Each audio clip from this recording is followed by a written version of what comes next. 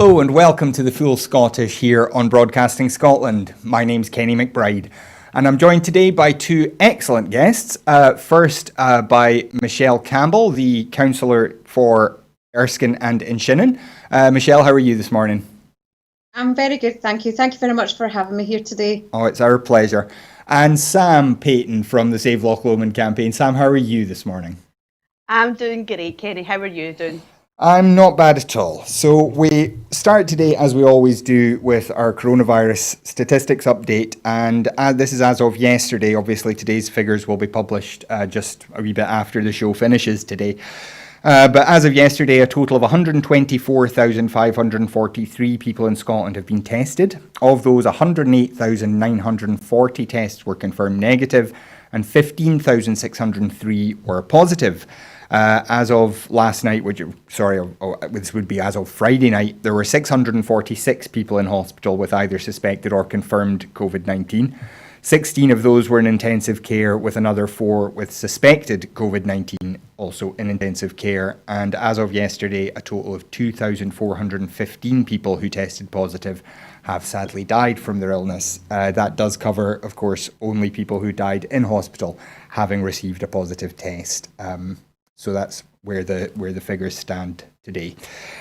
But we start today with what's been clearly the biggest story in the world over the last week or two. And this is the issue of the Black Lives Matter protests that emerged in the wake of the death of George Floyd at the hands, but really at the knee of a Minneapolis police officer. Sparked huge protests across the US, which have had all sorts of other consequences. And this weekend and earlier in the week here, there's been more and more protests in Scotland and in the UK as a whole, as well as sparking a much wider discussion about race and racism generally. So coming first of all to you, Michelle, if I could, what was your immediate reaction when you saw the footage of George Floyd and heard the reaction of the police department, of the government, and all that kind of thing? How did that kind of strike you when it first happened? Well, I'm always horrified when these things happen, but unfortunately, it wasn't surprising because it's happened so many times before, and it just felt in that second in time before the movement that we've seen it, in the days since, in the time that's passed, which has been phenomenal. But it's sadness, it's anger, it's frustration. It's just so infuriating that we are once again faced with this inequality towards people of colour. In particular, there is obviously a specific issue to do with the blackness, an anti-blackness movement, which is a huge issue that needs to be addressed, and it just is continually not. Now, I might add, as a local councillor, I have a really positive working relationship with the police. I think that when I've had issues and I've had to discuss them, I have never in this role of capacity had that issue. But there have been other issues that I have dealt with where I felt that there has been an over-aggressive tone in the manner in which I've been engaged. And that's, be it that you're just trying to do what's best and right for other people. Now, in that sort of circumstance, that we've seen obviously the US government and the current president acting in a really unpresidential manner over it. To be absolutely frank, I am not willing to sit here and say that he has a position of power and that he's utilising it for positivity. We obviously seen the previous President Barack Obama come on to an online platform to express his viewpoints, as well as a huge number of people from the Black community in that forum. And it was such a different tone, and it just made it more apparent how much white male privilege is such an issue, and the fact that the current president cannot see the error of his ways or not even willing to stand by as people. Now, there's no harm in saying that you believe that police do a good job generally in some circumstances or on other issues, maybe in community policing or otherwise. But because of fragmentations within the policing system in America in particular, because it's organised so differently in so many layers, there's a lot of systematic issues that they need to deal with systemic racism. They're a long way off from actually even getting the ball rolling on it, and it would go a long way even for the current president to just acknowledge that. The people need to be acknowledged and for actions to be attached to it. Yeah. When you think about the police, and Michelle, I'll just stay with you on this for a second.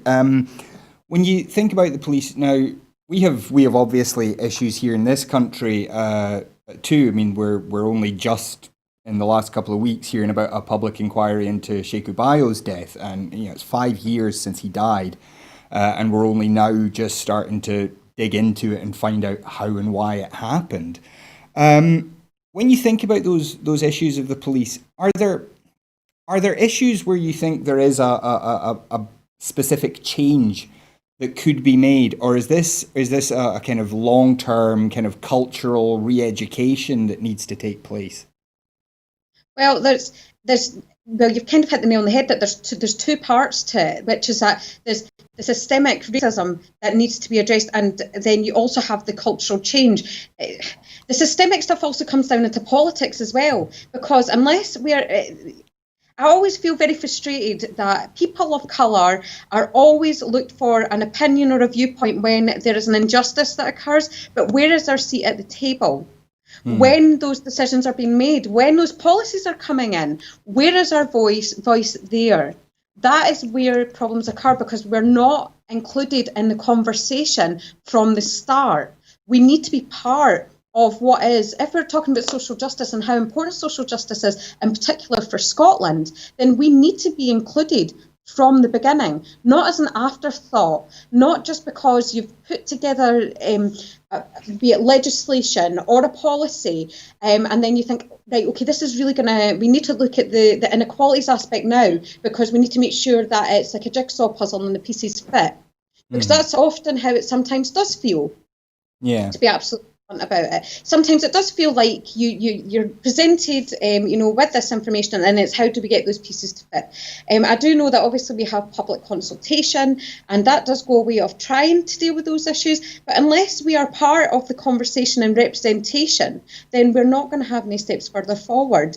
That is how you deal with the cultural change. I have always said about how racism is illegal.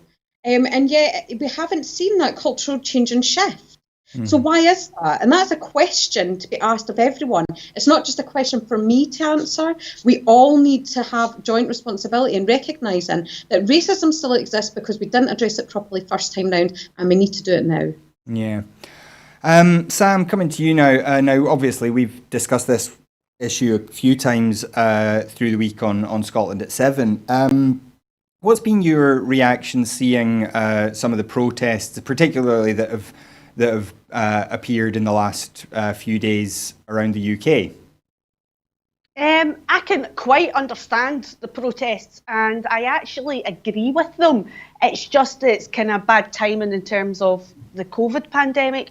The end of the day, I think, going from my point of view, what's happened with George Floyd over in America, and also with COVID, it just shows you how bad inequality is, even in this country, and it needs to be addressed. Michelle's right, it needs to be addressed, and people need to be included in decision when they're making decisions and legislations.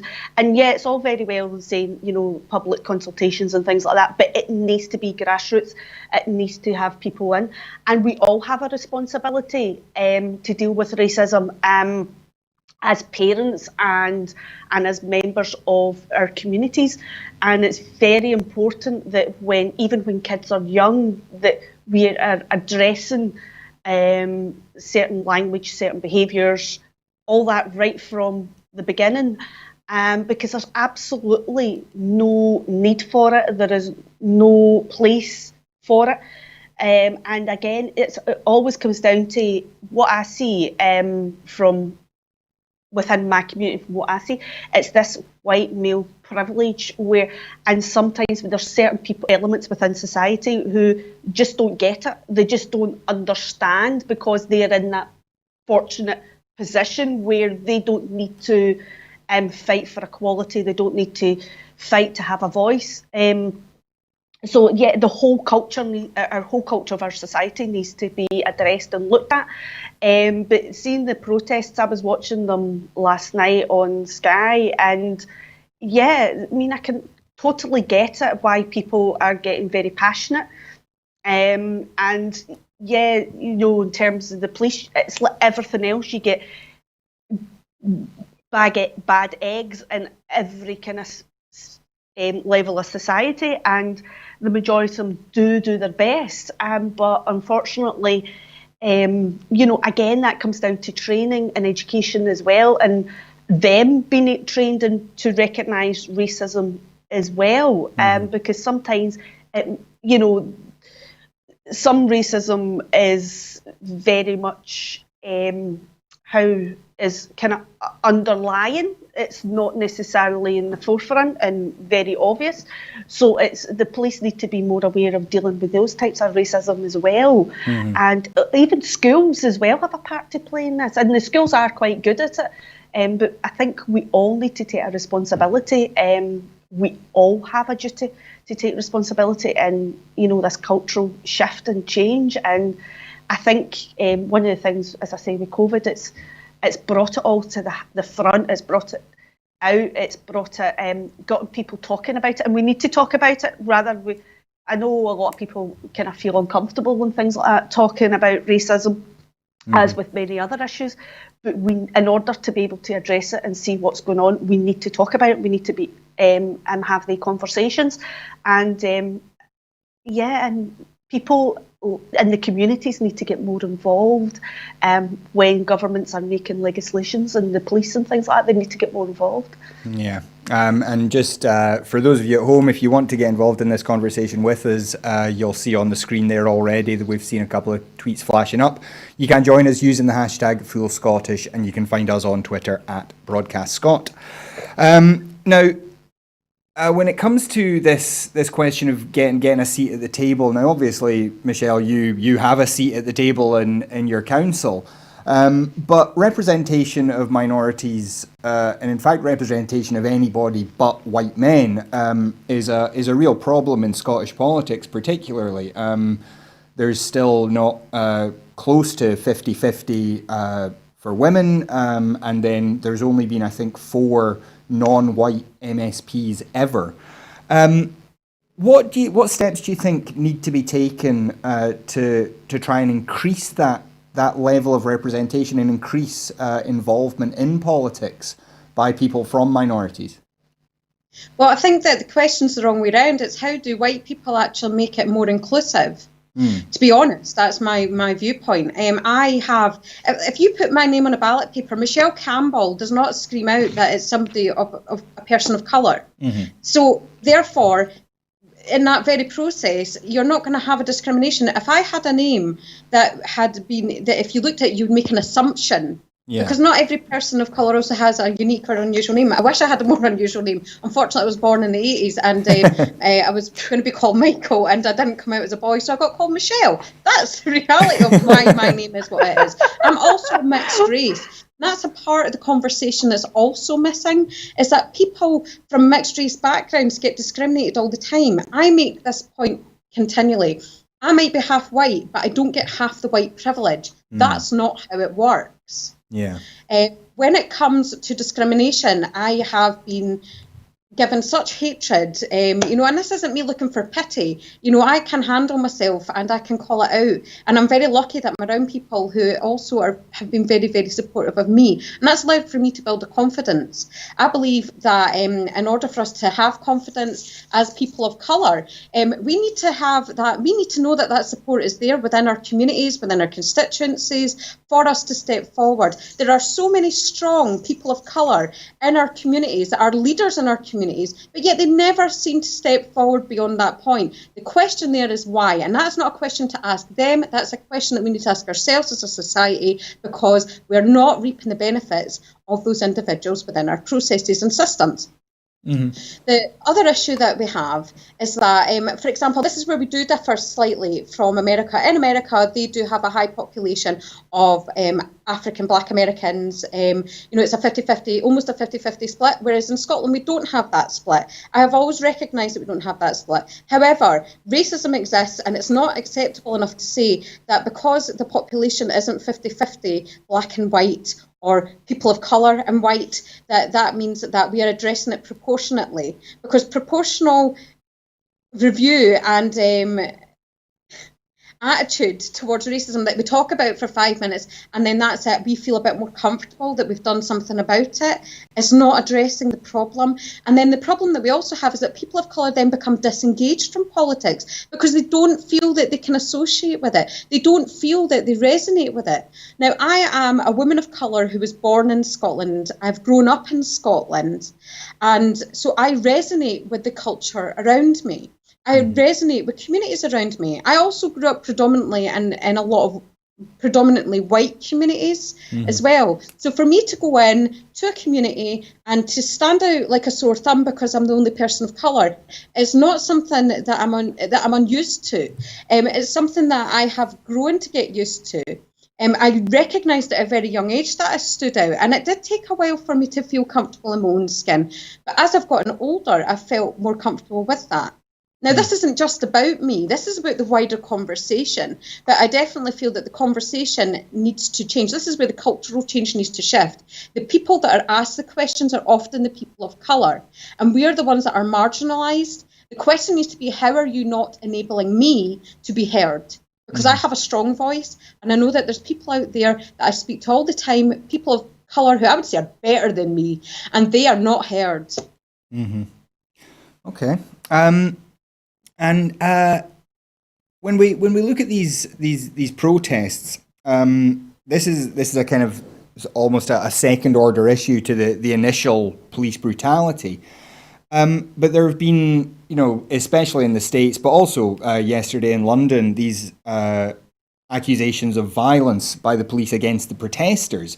And this isn't just against people of colour. This is against white people as well. We saw that in the case in Buffalo with the older guy who got pushed over, and a whole lot of cops resigned in protest at the offenders being suspended from their jobs. How do you think we can tackle those kinds of issues where the police just seem to have this kind of defensive attitude where they're not willing to accept fault, they're not willing to and they're maybe overly willing to use violent means to challenge people rather than more peaceful means? Is there something that could be done to the way that the police operate, the way that they're trained, do you think, that could address that kind of question? Yeah, well, the fact is that it comes down to education and consequence, which is that the problem is that these behaviours exist because people before them have probably gotten away with those behaviours. Therefore, they think they're immune. It's like the domino effect. So there needs to be consequences, and I'm pleased to see that there obviously have been charges brought forward in that circumstance. But if that hadn't been caught on camera, would have we seen the same justice? Yeah. That is question we need to raise. We also need to recognise that there are police who wouldn't behave in that manner, and it's inconsistent. That's the problem. It's about integrity. When you take those vows, be it in Scotland or the US, when any police officers I have met and have those positive relationships with, they want to make a difference to make people feel safe in their communities. But black people don't feel safe. When it comes down to the protesting, there are also protesters who have done incredibly negative behaviours to try and sabotage the efforts of the majority. An example of that being, for example, the graffiti on the cenotaph down in London. Yeah. Now, I absolutely condemn that sort of behaviour. I do not agree with that. I agree with peaceful protesting, and I also agree that we should be doing our best to do that indoors and avoid putting ourselves into situations where social distancing may be breached because of that.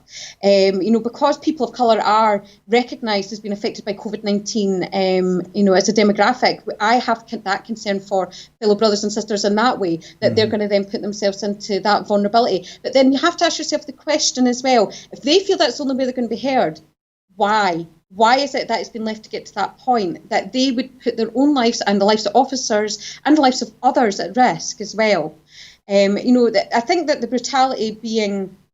police brutality needs to be addressed as a separate issue, but it is conjunctive to systemic racism that we also see. But it's education that needs to change. The way that training is done to enable people to have reflective practice is also incredibly important, so that it's recognised at an earlier point, because that will be within that person. It's just that is when it's gotten to its peak point, and then we're seeing that outcome on it. Yeah. And Sam, if I could come to you now, there's been some talk, certainly there's been an undercurrent of discussion about this for a long time, but it's something that's come to the fore in the last few days as well.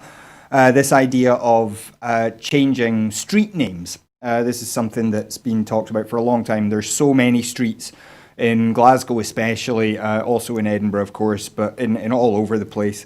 Where streets are named after slave owners and people who, slave traders in some cases. And people have gone around Glasgow putting up alternative names on those streets. What do you make of that kind of protest, or that kind of activism? And do you think that changing names of streets like that, taking down statues of known slave owners, do you think there is a place for that kind of change, or do you think we should keep that as kind of a reminder of what we did wrong? I very much believe that the problem is with the slave trade is we don't get educated enough on it. We don't get any education on it at all in our schools regarding Scotland's part in the slave trade, and I would like to see that change. We need more education. The kids need to know more about our background and our involvement in the slave trade, and why these streets have been called these names.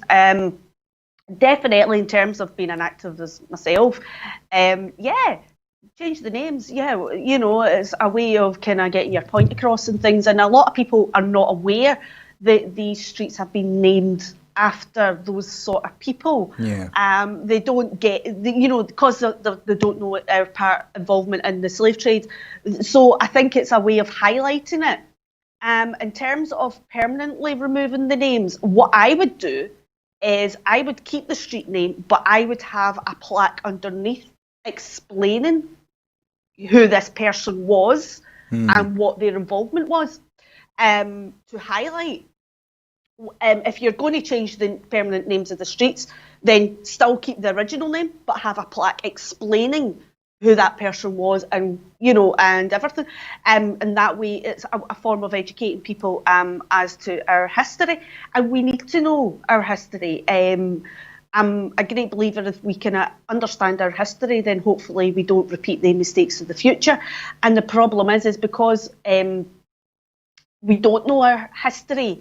You've got a certain amount of the population who are privileged, and because generations of their families have done things a certain way, they carry that on, and that's how we're not dealing with inequality right across the board. And this white male privilege, this is how my daddy done it, this is how my grandfather done it, and it just keeps going. And you see that around the world, and it needs to change. We need to get people educated. We need to get right from way back to kids, and and changing street names, whether we decide to do it permanent or not, it needs to be opened up to discussion. But yeah, there needs to be some sort of plaque there, I believe, that to explain the street names. And Michelle was right when she says about, asking the white privileged white man why, they have all the power. They have all the kind of say. At the end of the day, it's all about empowering people, and the way to empower people is to give them a seat at a table and to give them a voice. But you need somebody else willing to compromise and step over and step aside, and to allow that to happen. And that needs to be happening more, because even at all levels of society, you see a dominance of white privileged man, and whether you're a female, doesn't matter what kind of background you're from, that seems to be the predominant element, and that's what we're kind of being led by, and that's why you get people getting angry. And the protests down in London, and we've got the ones in Glasgow today, I can understand why people are getting passionate, because it's people, you find that when people are passionate and they feel as if they're at the end of their tether, they will get, that's when sometimes people get quite angry, and then that's when you get violence kicking in. So I can understand that, and I can get that. I don't agree with it, but I can understand why people are getting angry, because at the end of the day, they're the ones that are living with this inequality. They're the ones that are getting stopped by the police for being, because of the colour of their skin. They're the ones that are, missing out on all sorts of things in life, and it's absolutely appalling. I mean, I get stopped by the police the other night just because I was a female and I was out late driving. And they says to me, we stopped you because we noticed it was a female driver and it's late at night. Needless to say, we had a laugh and a joke about it, and it was fine. But, we need to stop this whole way of thinking. At the end of the day, we're wanting to move on to a more progressive society. We want people to be welcomed living in Scotland, and we want people to be treated as equals. And we're not going to do that if we keep on doing what we've always done, because nothing will ever change. We'll just keep making the same mistakes over and over, generation after generation, and we need to stop it. And maybe this is the time where everybody just turns around and says, enough's enough, it needs to stop, it needs to change.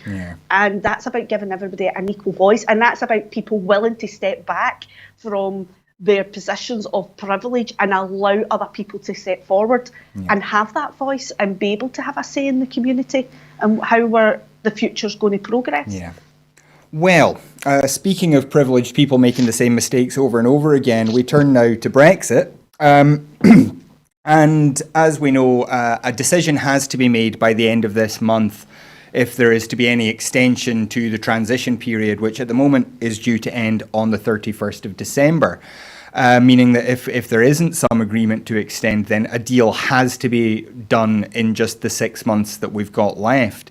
Michelle, if I could come back to you now, what's your feeling about where we are with Brexit just now? Do you think there is going to be any extension? And if there's not, do you suspect that there is time to get a deal done before we get to December and the hard Brexit that so many of us are worried about? Well, I think that the SNP MPs down in Westminster have put a very strong case forward, and they're not dropping the ball on it at all. I think that Ian Blackford was particularly, he's articulated it incredibly strongly, passionately about how much an impact this is going to have for the people of Scotland. I think it's important that for people in Scotland to see that their voice, their vote that they had in that referendum does count in their representation. However, given that the unfortunate fact is that the UK government is currently a Tory-led government who accept the outcome of Brexit and not recognising Scotland as a country when it came to that vote, or the percentile around it. They're not taking a four nations approach to Brexit. They're railroading it to suit themselves. I feel like they have absolutely been silenced. They're not allowing their voice to be left silent. But I think in the processes, our voice isn't being heard. It's absolutely ridiculous. I'm absolutely infuriated by it, because I think that the Tories like to push the whole being respectful of the democratic system and approach. However, that is reciprocal, and that is not what we're seeing at this moment in time. And Sam, the The noises coming out of the EU, particularly Michel Barnier this week, has spoken about how difficult it's been to get any sort of productive discussion going with the UK government. Do you think it's time that the EU just said, well, to hell with this, it's not our problem, you guys don't want a deal, you don't want to talk about a deal, so we're walking away and we're just going to start preparing for the worst? I think the problem with that, Kenny, is if the EU were to do that, that's playing into the Tory government hands, because then that would give them a reason to turn around and say, oh, well, they walked away, they're not interested.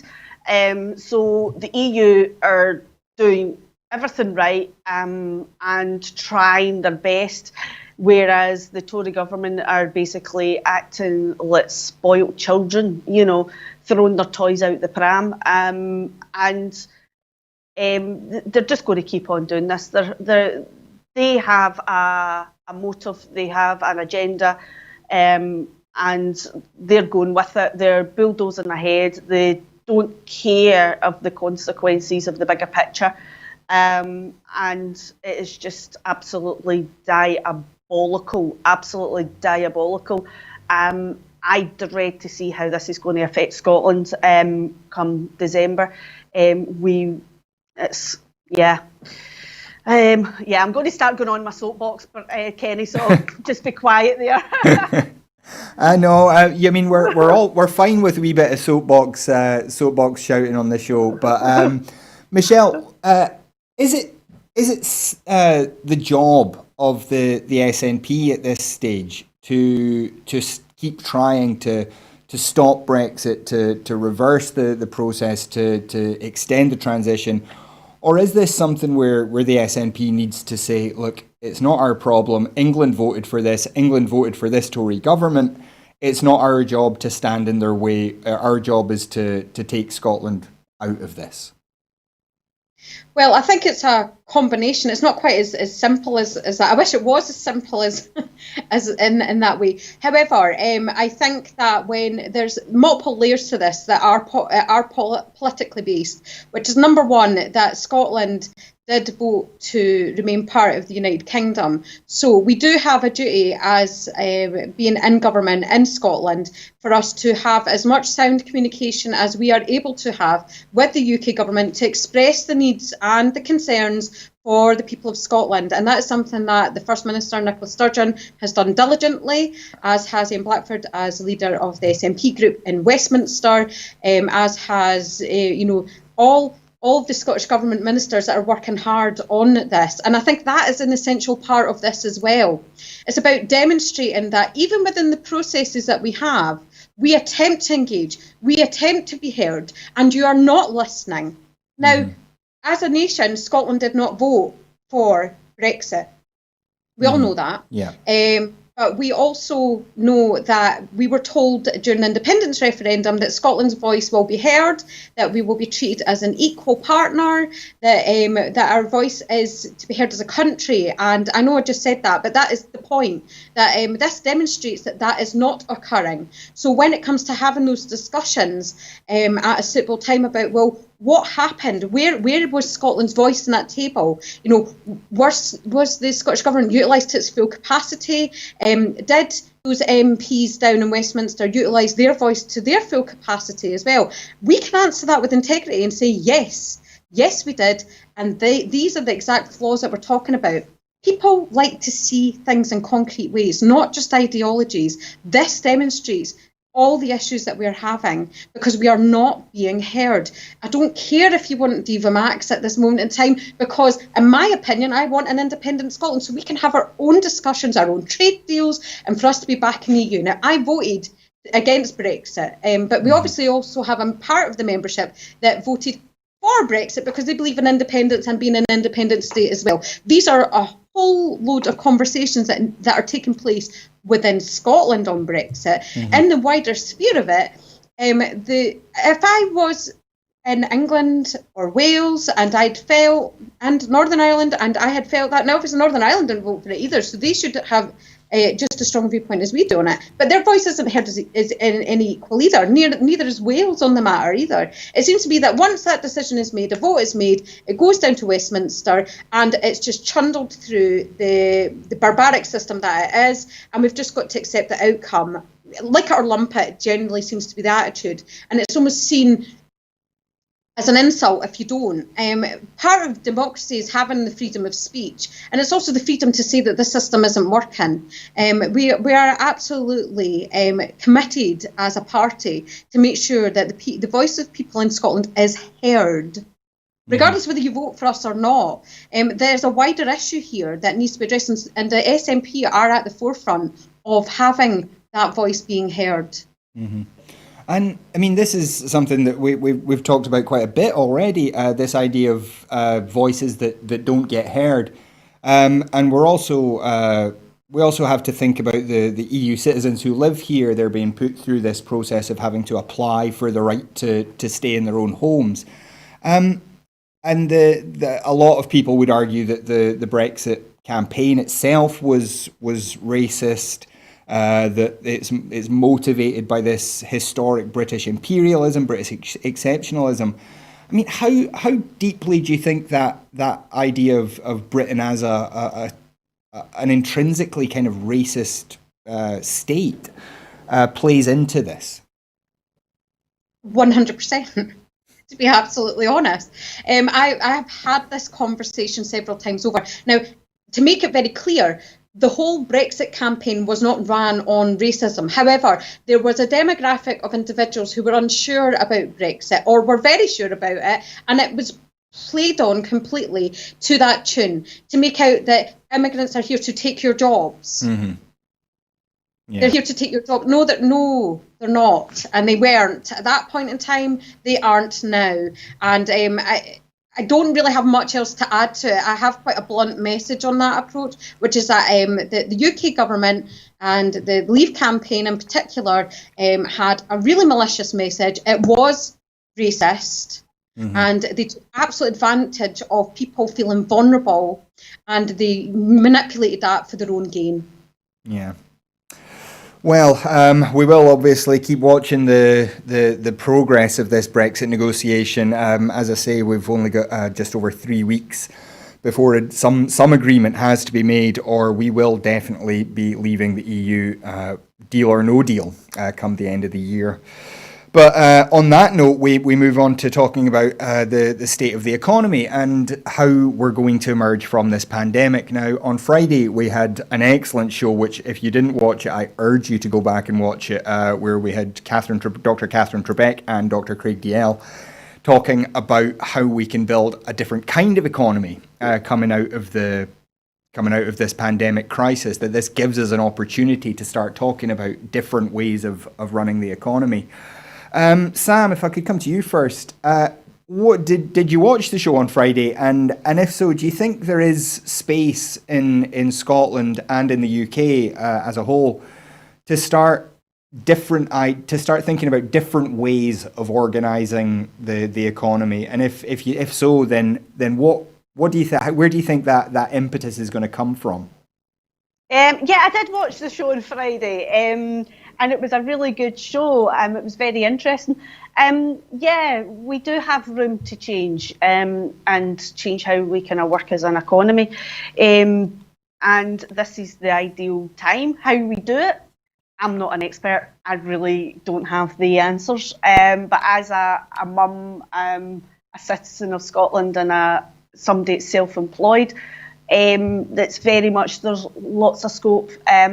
One thing about Scotland is we have a thriving economy in terms of, well, not at the moment, probably with COVID, but in terms of self-employment, we've got lots of self-employment and small businesses in Scotland. And I think the kind of way forward is investing in these small businesses and self-employed. Saying that, I'm probably a bit biased, but yeah, I think if we invest more in them, Scotland will thrive. And there is a lot of people out there who are wanting to start up their own businesses and things, but they're kind of getting held back by so many hoops they've got to jump over, and they're scared, and all the uncertainties of taking the jump to go from into self-employment. And I think especially at the moment, with so many people out of work and with the furlough scheme and things, and there's so many uncertainties, and there's so many people now receiving emails from their bosses talking about redundancies and things. I think maybe we should start looking at investing and helping people get on that self-employment ladder, and building the economy that way, because the abilities are there. It's just people need the security. And yes, there's no matter what, you've never got 100% guarantee, but I'm a great believer if you empower people, then they will, pretty much run with it, and they will go. And the thing is, we building small businesses and people that are self-employed, invest in them, that allows them to take on other people and grow employment as well. And you normally find people who have got small businesses and self-employment do give quite a lot back to their communities. And they're always giving back to their communities. It's just not shouted about. I don't know what the answers are going to be. As I say, I'm not an expert in the economy, but there's certain things I would like to see. But this is definitely the ideal opportunity to kind of reset everything and grasp change and go for it. Sure. And Michelle, as a councillor, obviously, you don't have the big powers of a central government. You can't start, changing tax rates and that kind of thing. But we've seen in like North Ayrshire Council, for example, this idea of a community wealth building. Is there anything like that going on in your council? Anything about kind of just changing the way that the economy works at a local level? Well, these are things that we are currently reviewing because we were dealing with the imminency of the pandemic.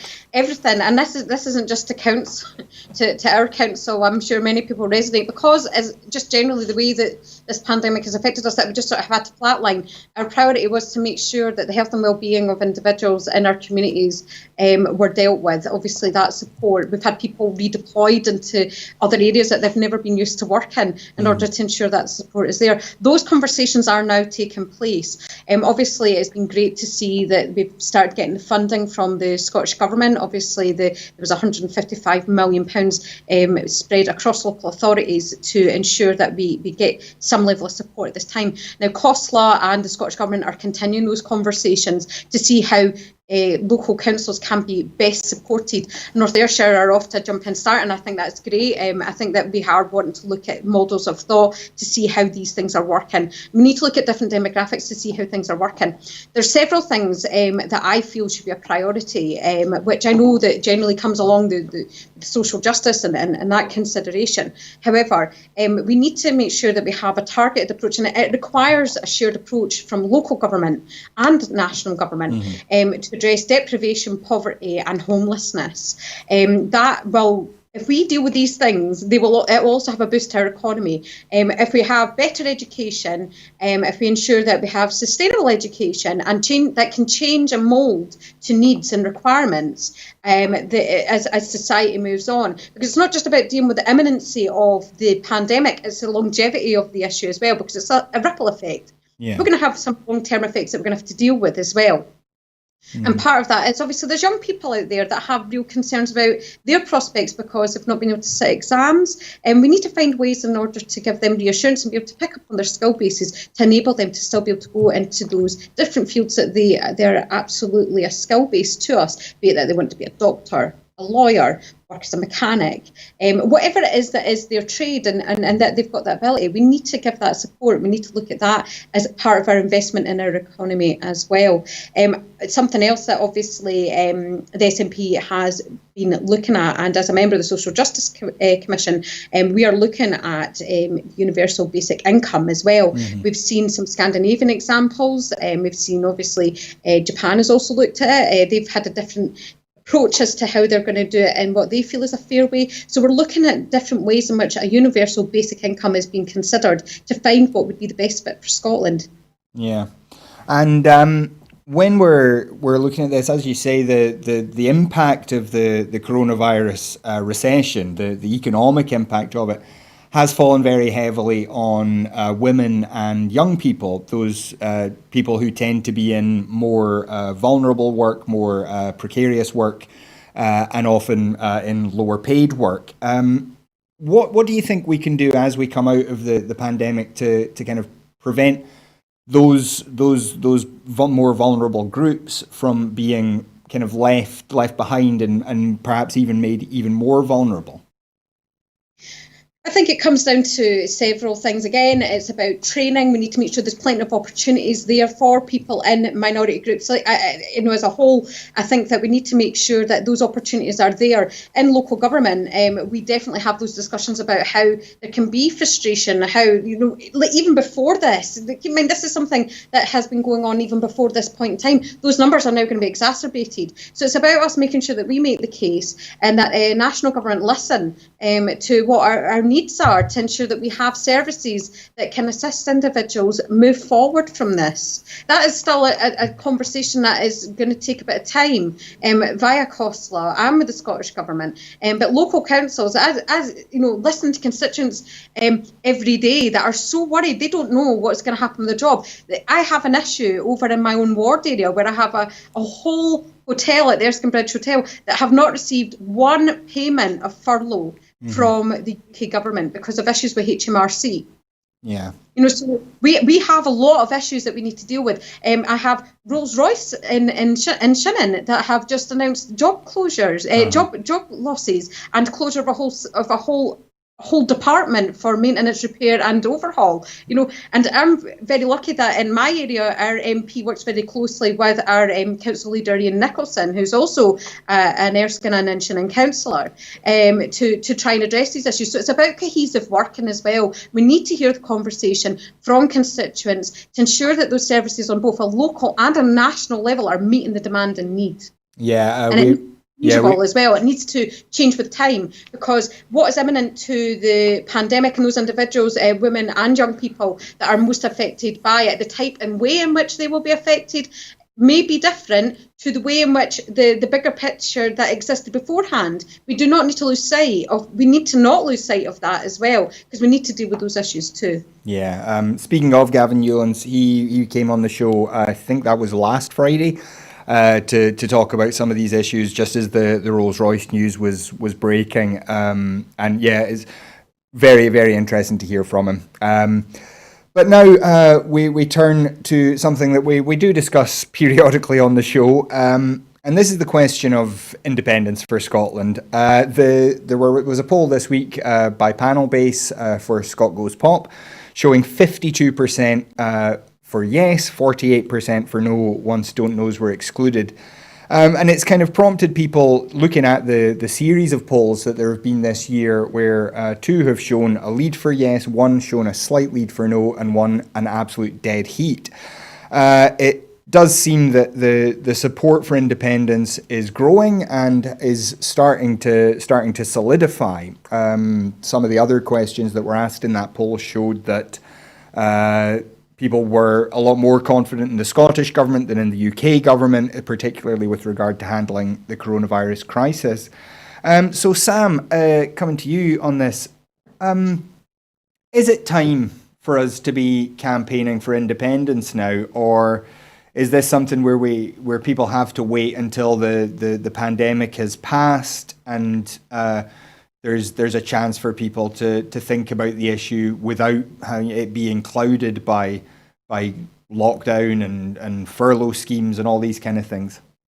I think that's one of those questions that there's no right answer to, because obviously we're still, some people will say yes because the fight for independence never stops and is ongoing, and then other people will say, priorities here, let's deal with COVID first of all, and then we'll deal with independence afterwards.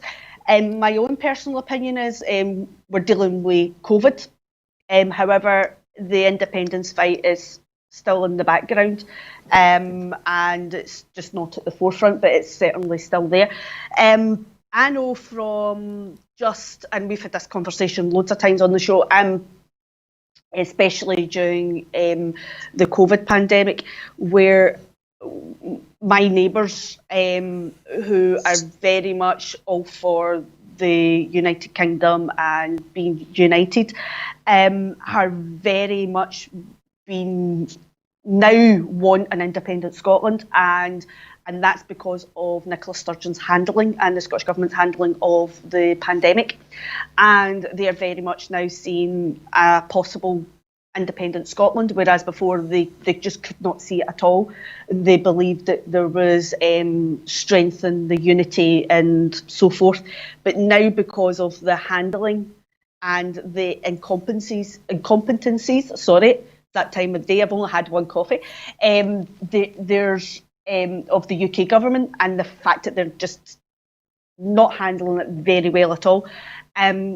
You're seeing more and more people, or I'm personally seeing more people leading more towards an independent Scotland, or saying if there was a referendum or they had the choice, they would definitely vote for an independent Scotland now. So the polls are only, I only use the polls as an indicator. I don't think they're a true sense of what's going on, because at the end of the day, who do they ask, who do they not ask? I know many moons ago I was part of a polling organisation where I would be asked for these details, and they do specifically target certain people, because they are trying to manipulate. So, but going by the kind of, I think talking to people, people on social media, people face your neighbours, obviously within social distancing, is a truer way of seeing what the feeling is for independence and where we are in terms of Scotland's progress towards independence. And I think between Brexit and the COVID, more and more people are now leaning towards an independent Scotland. Michelle, this really does kind of tie together several of the things we've talked about today. Brexit clearly has had some impact on the movement towards independence. The coronavirus crisis is adding to that as well. What's your feeling about where the movement stands at the moment? Well, the movement is exactly as the word says. It's a movement. It doesn't stop. There's different ways in which it's engaged. I feel that it's great for us when we do come together. It's nice to get the recharge, as I say. It's nice to be around like-minded people, because it can be quite frustrating. But we need to not shy away from having conversations with individuals who voted no, are still undecided and voted no because they just didn't feel confident enough to vote for an independent Scotland. I think that sometimes it's difficult we have to actively listen to what they're saying, because in several layers and over different intersectional issues, we talk about deeds, not words. And I think that is a really important part with this, is that some people I spoke to after the result of the 2014 referendum said that they were a bit sad that we didn't become independent, but they didn't feel that it could quite happen yet. They wanted to see Scotland performing well on a national level, to see them sort of build a bit more, they just felt they needed something a bit more tangible, something that they could hold on to. I think that Brexit and this pandemic with COVID-19 has allowed for those sort of views to be able to be flourished and physically see how Scotland can be a voice of strength on its own. Also, how we can manage our own by ourselves. We don't need to be assisted by the UK government. Know that we can effectively do things differently and have hopefully better outcomes. Some of that will be difficult to see. I might add that where there is a loss of life caused by a pandemic, those losses are devastating regardless of where you are in the UK. There's so many people that I've had to have conversations with during this time that are going through such horrendous loss, and we need to be sensitive to that. And that's not just about politics, it's about what is morally correct at this moment in time. So although the independence conversation will always take place, it will always be there. We are a movement. If people want to talk about it right now, then talk about it. Have those conversations with people, because it should never stop being part of the conversation. However, that heavy campaign mode is not right now. I think that the tone of it has been set very well by the First Minister, which is this is not about politics right now. This is not about an ulterior agenda. This is about making sure that the people of Scotland are absolutely at the front of making sure that our well-being as a whole is the priority at this moment in time. Sure. And just before we go, we've only got a couple of minutes left. Michelle, if you had to stake your life on it, when do you think there might be another referendum? I would like to think within the next 2 years. Okay. And Sam, what about you? Do you have any predictions to make? I agree with Michelle. I'd like to see it within the next couple of years, definitely. Well, I believe you join something like about 30% of Scots. I think there's another 30 odd that want it within 5 years. So you would think we should see it relatively soon. But that is sadly just about all we've got time for today. I'd like to thank Michelle Campbell and Sam Paton for joining us. It's been a pleasure talking to them, even though some of these issues have been quite difficult to talk about. And as Michelle was saying, a lot of the people in the independence movement do miss that the coming together from things like the marches and stuff. But it should be noted that Broadcasting Scotland has been hosting all under one banner Cllrs on the occasions when there would have been marches. Last night, I believe, it should have been Peebles. And there was a Cllr on the channel. So if you want to have a watch of that, it is obviously on our channel. Please go and have a look at it. But in the meantime, if you're able to support Broadcasting Scotland, we would very much appreciate it. Every penny counts, and our budget is very stretched right now. So if you are able to support us financially, then please do go to broadcastingscotland.scot/register. Sign up there as a supporter, and your £5 a month, first of all, helps us keep the lights on. But more importantly, it helps us develop the quality, the quantity, and the kind of programmes that we can produce here at Broadcasting Scotland. There's a whole lot of things in the pipeline, different kinds of shows, especially the afternoon show that we've been working on with Sam for a while. We are hoping to get that up and running very soon. So every penny you contribute makes a big difference to that. If you can't support us financially, though, we do absolutely understand. We've talked today about the economic impact that the coronavirus has had, but we know that lots of people are on really limited incomes anyway. But you can still help us out. Please do follow us on Twitter at Broadcast Scot. Follow us on Facebook. Just search Broadcasting Scotland. It should be the first thing that pops up. And from there, please share the shows around. Let people know who we are and what we do, because we can't advertise ourselves very easily. We don't have a marketing budget to spend. Word of mouth is the one way that we can spread the word. And the more people we have watching, the more donors we can attract. So if you're not able to contribute, then find someone who might be able to, get them watching, turn them into a supporter, and you'll have done just as much good for the channel as if you'd contributed yourself. And finally, if you want to contribute your skills, there is lots to be done here at Broadcasting Scotland. As I say, we're developing more shows. We're trying to get more content on the air. So there's always work to be done, whether it's behind the camera or in front of the camera. So if you are interested in getting involved in TV in any way, then please do get in touch with us. We would love to have you. But that is all we've got time for today. So Gordon will be back tomorrow at 7 with the full Scottish. I'll be back on Tuesday at my usual slot with Scotland at 7. I'll be back on Tuesday in my usual slot there as well. But until then, thank you once again to Councillor Michelle Campbell and to Sam Paton, and thank you for joining us as well. We'll see you soon. Have a great day.